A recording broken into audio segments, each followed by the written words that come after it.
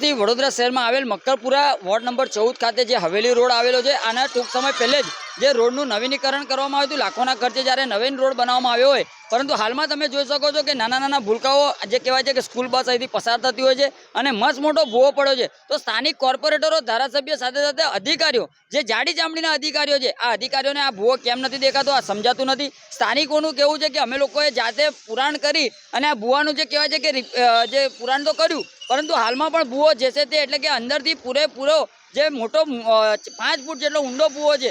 જો કદાચ કોઈ બસ પડવાથી કદાચ કોઈ જાનહાનિ થશે અથવા તો કોઈ નુકસાન થશે તો તેનો જવાબદાર કોણ? વડોદરા શહેરની અંદર ટૂંક સમય પહેલે જ્યારે હરણી બોટકાંડ સર્જાયું ત્યારબાદ પણ તંત્ર સપાડું જાગતું નથી. એટલે કંઈક ને કંઈક લાગી રહ્યું છે કે વડોદરા કોર્પોરેશનની કેટલીક ગંભીર બેદરકારીઓ જોવા મળે છે અને જો કદાચ કોઈક બાળક પડવાથી કોઈકને ઈજા થશે અથવા તો કોઈનું મૃત્યુ થશે તો તેનો સંપૂર્ણ જવાબદાર વડોદરા મહાનગરપાલિકાની રહેશે. સાથે સાથે હું ફરીથી આપના મીડિયાના માધ્યમથી અપીલ કરું છું કે આ ભૂવાને તાત્કાલિક ધોરણે રિપેરિંગ કામગીરી કરવામાં આવે અને આવા કોન્ટ્રાક્ટરોને બ્લેકલિસ્ટ કરવામાં આવે. સાથે સાથે આવા કોન્ટ્રાક્ટરોને નોટિસ પણ કરવામાં આવે, કારણ કે હલકી ગુણવત્તાનું મટીરિયલ વાપર્યું હોય જેના કારણે ભૂવા પડતા હોય તો આ વડોદરા શહેર માટે શરમજનક બાબત કહેવાય. કારણ કે વડોદરા શહેરનું નામ જે ભૂવા નગરી પડ્યું છે, આ વડોદરા શહેર માટે શોભા નથી આપતું.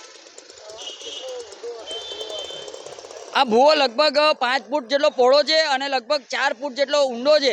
એટલે કહેવાનો મતલબ કે જે આખી બસ છે, આખી બસનું જો કદાચ ટાયર અંદર બેસી જાય અને બસ પલટી મારી જાય અથવા તો કોઈકને કોઈક નુકસાન થાય તો તેનો જવાબદાર કોણ? એટલે ખાસ કરીને વહેલામાં વહેલી તકે આ ભૂવાનું પેચવર્ક કરવામાં આવે, પુરાણ કરવામાં આવે અને રિપેરિંગ કામગીરી કરવામાં આવે તેવી અમારી માંગ છે.